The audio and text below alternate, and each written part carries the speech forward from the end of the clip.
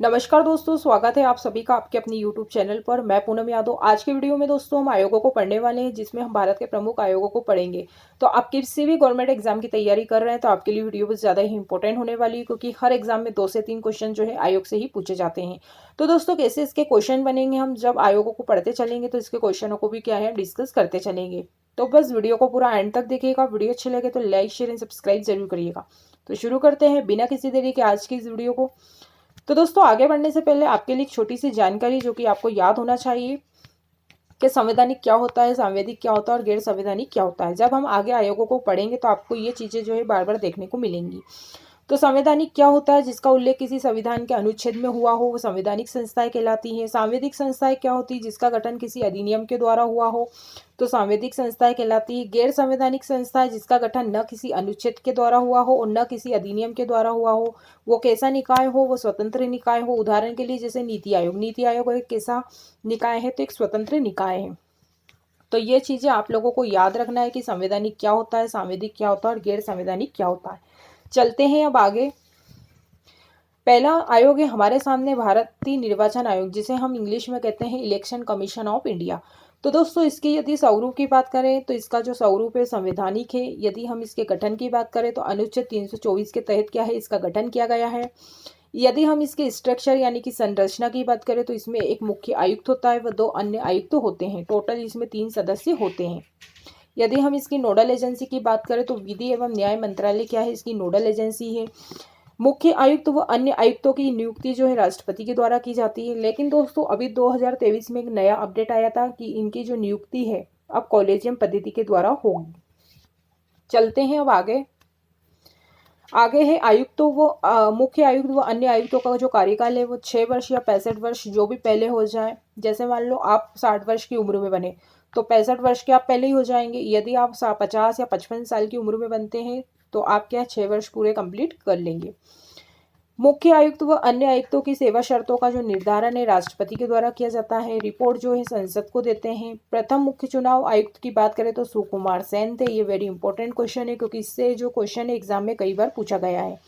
प्रथम महिला मुख्य चुनाव आयुक्त की बात करें तो BS रमा देवी है। वर्तमान में मुख्य चुनाव आयुक्त कौन है? तो राजीव कुमार है जो कि 25वें नंबर के हैं। इलेक्शन कमीशन ऑफ इंडिया का कार्य क्या होता है? तो यह भारत के राष्ट्रपति, उपराष्ट्रपति, लोकसभा, विधानसभा व विधान परिषद, राज्यसभा के क्या है चुनाव करवाता है। तो इसके क्या है ये काम होते हैं। अब दोस्तों इसके जो क्वेश्चन एग्जाम में कैसे पूछे गए हैं और कैसे पूछे जा सकते हैं, तो इससे जो क्वेश्चन है भारतीय निर्वाचन आयोग का जो उल्लेख है किस अनुच्छेद के द्वारा किया गया है तो 324 के तहत किया गया है। भारतीय निर्वाचन आयुक्त की नियुक्ति कौन करता है? तो राष्ट्रपति के द्वारा की जाती है। इनका कार्यकाल से क्वेश्चन बन सकते हैं, इनके कार्य से क्वेश्चन बन सकते हैं। तो क्वेश्चन जो है दोस्तों कहीं से भी कुछ भी बन सकते हैं। आयोग बहुत सारे हैं, आप लोगों को चीज़ें याद करना पड़ेंगी।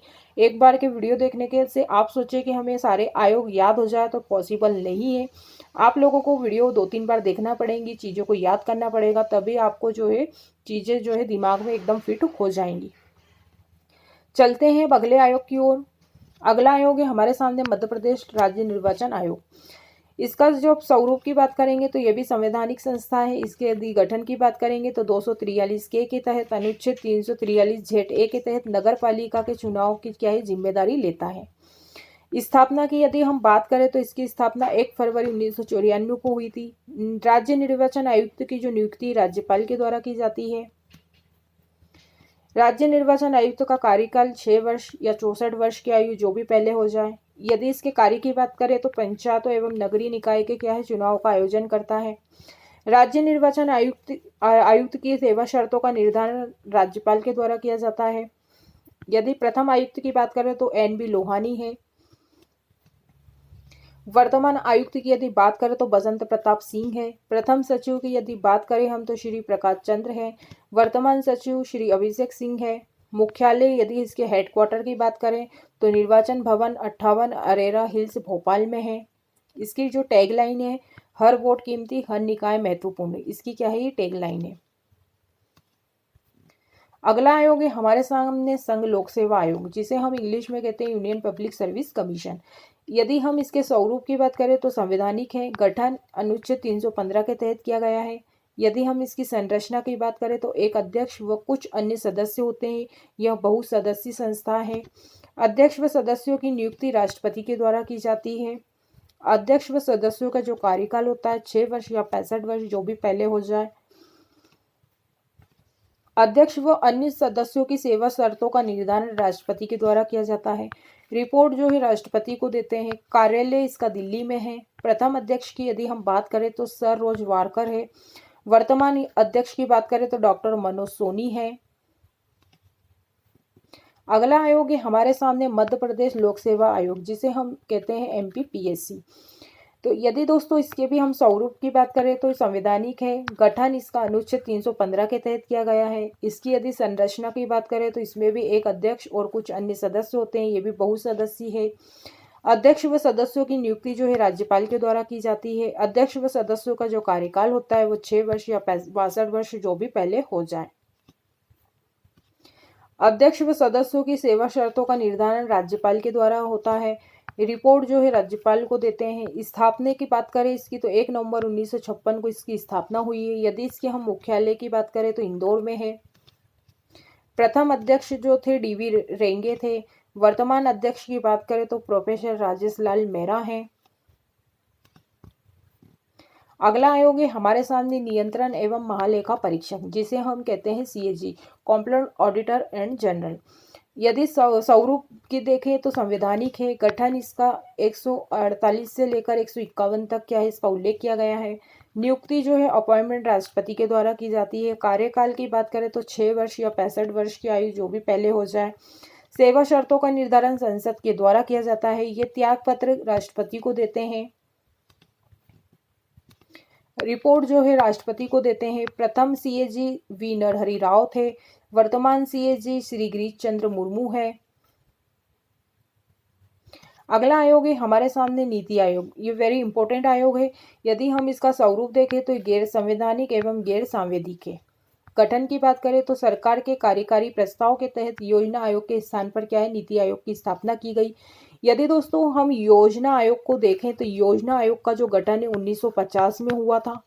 योजना आयोग का जो गठन है 1950 में हुआ था और 15 अगस्त 2014 को इसको समाप्त कर क्या है इसकी जगह नीति आयोग की क्या है स्थापना की गई थी। स्थापना इसकी 1 जनवरी 2015 को की गई थी। इसके अध्यक्ष की बात करें तो भारत का जो भी प्रधानमंत्री होगा वही क्या है इसका अध्यक्ष होगा। उपाध्यक्ष प्रधानमंत्री द्वारा नियुक्ति होती है। जो कैबिनेट मंत्री का दर्जा होता है इसके उपाध्यक्ष होते हैं। प्रथम एवं वर्तमान अध्यक्ष की बात करें तो नरेंद्र मोदी हैं। प्रथम उपाध्यक्ष इसके अरविंद पनगड़िया थे। वर्तमान अध्यक्ष सुमन बेरी हैं। प्रथम मुख्य कार्यकारी अधिकारी सिंधु श्री खुल्लर है और वर्तमान मुख्य कार्यकारी अधिकारी BR सुब्रमण्यम है। तो दोस्तों आज के लिए बस इतना ही। मैं उम्मीद करती हूँ कि जितने भी आज हमने इस वीडियो के माध्यम से जितने भी आयोगों को पढ़ा है, समझा है, आप लोगों को अच्छे से चीज़ें क्लियर हो गई होंगी। इसके आगे के जो आयोग है दोस्तों हम अगली वीडियो में कवर करेंगे। तो आप लोगों ने जितना भी कुछ पढ़ा है अच्छे से याद करिएगा। एक बार वीडियो देखने पर समझ नहीं आता है तो वीडियो को 2-3 बार देखिएगा। हर चीज़ आपको आसानी से याद होती चलेगी। यदि दोस्तों आप लोगों को वीडियो अच्छी लगी तो लाइक ज़रूर करिएगा। कमेंट बॉक्स में कमेंट्स करके ज़रूर बताइएगा कि आपको वीडियो कैसी लगी।